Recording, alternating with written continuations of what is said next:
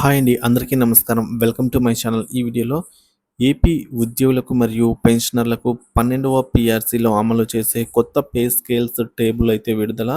దీనికి సంబంధించిన అప్డేటే మనం ఈ వీడియోలో తెలుసుకుందాం. వీడియోని ఎక్కడే కానీ స్కిప్ చేయకుండా ఎండ్ వరకు చూడండి. అప్పుడే ఇన్ఫర్మేషన్ పూర్తిగా అర్థమవుతుంది. వీడియో చూస్తున్న ప్రతి ఒక్కరు వీడియోకి ఒక లైక్ చేయండి. ఈ వీడియోని తోటి ఉద్యోగ పెన్షన్ మిత్రులతో అయితే షేర్ చేయండి. కొత్తగా మన ఛానల్ చూస్తున్నవారు సబ్స్క్రైబ్ చేసుకున్నట్లయితే దయచేసి మన ఛానల్ని సబ్స్క్రైబ్ చేసుకోండి. దీని ద్వారా నేను చేసే లేటెస్ట్ వీడియోస్ అన్నీ అందరికంటే ముందుగా మీ వరకు రీచ్ అవుతాయి. ఇక ఆలస్యం చేయకుండా వీడియోలోకి అయితే వెళ్ళిపోదాం ఫ్రెండ్స్ ఇక విషయానికి వచ్చినట్లయితే కొత్తగా అమలు చేయబోయే 12వ పీఆర్సీలో కొత్త పే స్కేల్స్ ప్రకారంగా మూల వేతనాలు అంటే బేసిక్ పేలు ఎలా ఉండవచ్చు అనే వివరణ కోసం ఈ వీడియో చేయడం జరిగిందండి. సో బేసిక్ పేలు కొత్తగా ఎలా ఉంటాయని 11వ పీఆర్సీ ప్రకారం కనిష్ట వేతనం అనేది ఈ విధంగా అయితే ఉండేది. గరిష్ట వేతనం ఈ విధంగా ఉండేది. దాదాపుగా అయితే 12వ పీఆర్సీలో అమలు చేయబోయే కొత్త పే స్కేల్స్ ఆధారంగా కొత్త బేసిక్ పేలను సుమారుగా ఈ టేబుల్లో ఇవ్వడం జరిగిందండి. ఇక అప్పటి డిమాండ్ ప్రకారంగా ఫిట్మెంట్ అనేది 30% కంటే ఎక్కువ లేదా తక్కువ కూడా ఉండవచ్చు. సో ఫిట్మెంట్ అనేది మనకు ఇవ్వలేదన్నమాట.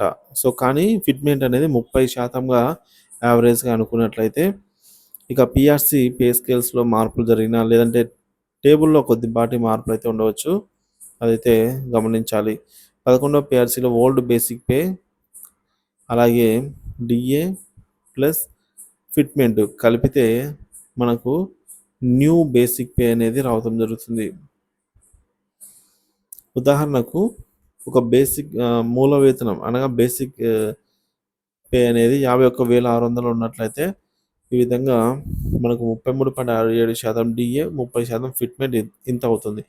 ఈ మూడిటిని కలిపితే వచ్చే అమౌంట్ ఇది మనకు న్యూ బేసిక్ పే అవుతుంది అన్నమాట. న్యూ బేసిక్ పే అనేది ఇది అవుతుంది ఈ మూడింటిని కలిపితే. సో దాదాపుగా మనం చూసుకోవచ్చు ఈ విధంగా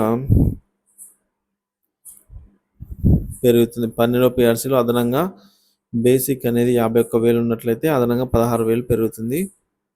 చూసుకోవచ్చు ఫ్రెండ్స్. ఈ విధంగా కనిష్ట మరియు గరిష్ట వేతనాలు కూడా పెరిగే అవకాశం ఉంది.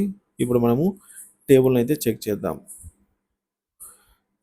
AP new basic pay in 12th PRC approximately అండి. ఇది ఖచ్చితమైన టేబుల్ కాదు. అప్రాక్సిమేట్లీ అంటే ఇంతవరకు ఉండవచ్చు అని తెలియజేస్తుంది. ఇక బేసిక్ పే అనేది 19,000 రూపాయలు ఉన్నట్లయితే అతనికి డిఆర్ అంటే ఉద్యోగులకు డిఏ పెన్షనర్లకు డిఆర్ ఈ విధంగా 6,397 రూపాయలు రావడం జరుగుతుంది. ఫిట్మెంట్ ఒక 5,700 రావడం జరుగుతుంది.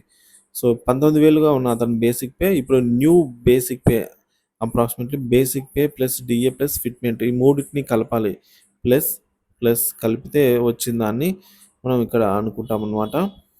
సో కాబట్టి basic pay plus DA plus fitment plus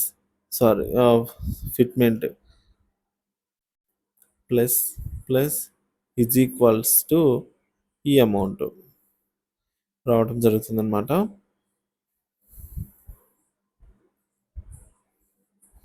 so చూడొచ్చు ఫ్రెండ్స్.